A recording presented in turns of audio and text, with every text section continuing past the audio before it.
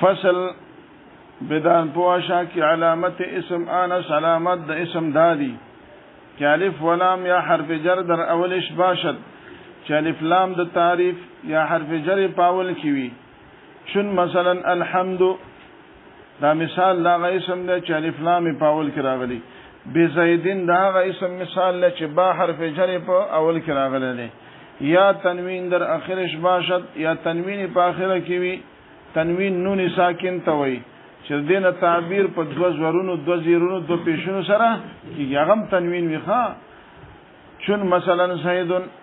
یا مسند الیه باشد یا مسند الیه وی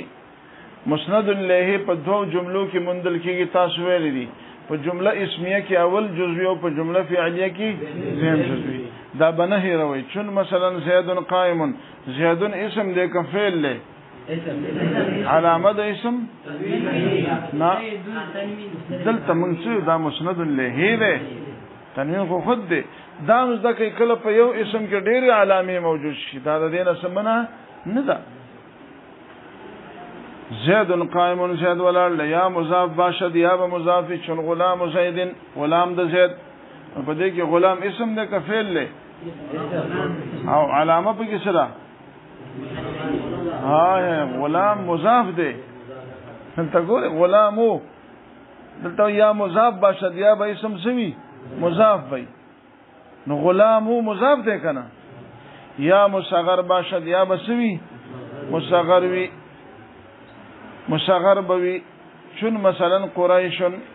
قریش دا اسم تصغیر ده قریش اسم ده که فعل ده اسم ده علامه ده اسم ولی تنوین مصغر تنوین خاصم ده خو ویل مصغر ده د چا چې مثال لاوړي هغه خطا کوي قریش مثال د چا لپاره راوړو مصغر د لپاره راوړو مصغر د باب د تفعیل نه د اسم مفعول صيغه په معنا د ورکوټی کړی شوی او مصغر هغه اسم دی چې دلالت کوي په ورکوټی والی یا حقارت د شی ورکوټی والی یا سپکوالی د یو شی ورکوټی والی قرشن په لغت عربی کې یو میا دی میا په حمله مشهور دی ټول میان وجنی جګړه کوي ډېر خطرناک دی او قریشونی تصغیر دی نو قریشو ته قریش ځکه و چې دام ډېر خطرناک خلکو خو شوی په خبره باندې چا په حکومت کول نه غوښتل نو قریش خو د خاص قبیلې نوم دی په شوی تاسو د تصغیر خپل قواعد دي هر شي کې د الله په فضل یو غنټه خبرې ما ته یاد دي استاد سوي سره برابر دي نو زه څل خپل صورت تحسین پوښتنه چې دا الف لام ولی علامه د اسم شو دا با حرف جر ولی علامه دا تنوین ولی علامه د اسم شو د دې ولی بیل دلیل دی هدایت النحو کې او په کافیه کې ویل کې یلته به ویو دلته تاسو دا صرف دا خالد داس دکې ښا او سودایان بزان نه جوړوي سودایان افغانان ټول سودایانی خبره پوه شي دا د شکار ویره دا ولی می یاد نه کونو بس نه لکه خپل ځای راځي کنه پوه شوي په خبره دلته چې دا یو لس علامې تاسو کنټرول کړئ دا اوچته خبره د اسم څو علامات دي دلته چې دا کم نه یاد کړئ بیا نقصان دی او دلایل یادول دا به د ورسته کتابونو کار دی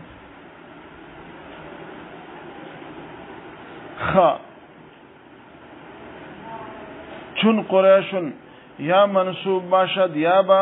اسم منصوب وی اسم منصوب هغه دی چې قبیلی یا یو ملک ته نسبت وشي قبیلی او د دې علامه دا ده چې په اخره کې به یا نسبتیه راځي یا مشدده نسبتیه به راځي بغدادي د بغداد سره افغاني د افغانستان سره پاکستاني حبشي عربي په خبره پوهیږي نو دې ته اسم منصوب وي یا مثنى باشد یا به تثنیه وي چون مثلا رجلانی یا مجموع باشد چون مثلا رجال فدی او سوال له چلکه تثنیه او جمع په فعل کې می ضربو دا څنګه علامه د اسم ده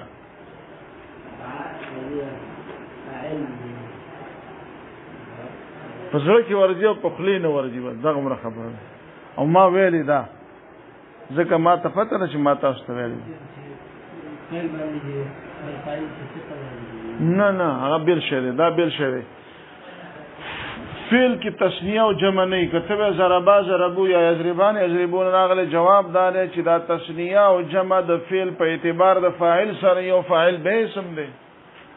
تسنیه او جمع د چا علامه شو؟ د اسم علامه شو. هغه مې یادوي بس صرف دا یاد کړئ چې رجلان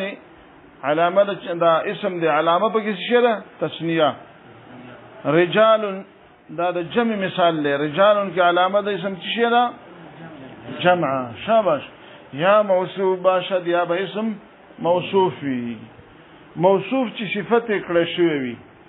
او د موصوف او صفت خپل باب دیجه کې راځي، توابع کې مستقل تعریف او داغه شرایط به وي. نو اوس کړه تزویه ما چې موصوف دی ته وي او داسې او داسې نو خبر اورانی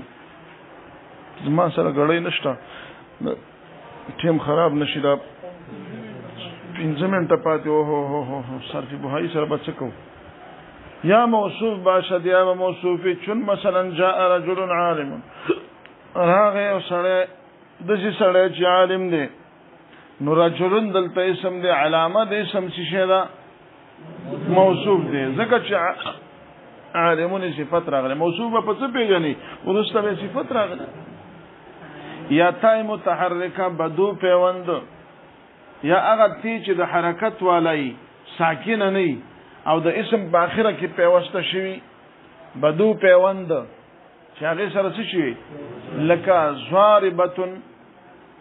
ضاربتن کې تا علامه دا د اسم ده. یو ضربت دی، ضربت کې تا ساکن د اخره کې راغله خو هغه علامه د تانیث ده. دا ضاربتن کې تا متحرکه بدو پیوند دا څه ده؟ علامه د اسم ده. نو دا ټول چې راجمع کوي څو علامې بشي؟ 11 علامې. دا درنه په یاد غواړم وروره، په غیر د دلایلو نه خیر دی. صرف چې دا تاسو ته یاد دي چې علامات د اسم 11 دي: الف لام، حرف جر، تنوین او مضاف، مثنى، مصغر، منصوب، مثنى، مجموع، جمع. دا مجموع خو یو شش. دا علامات به تاسو کوي په یاد به یاد کوي.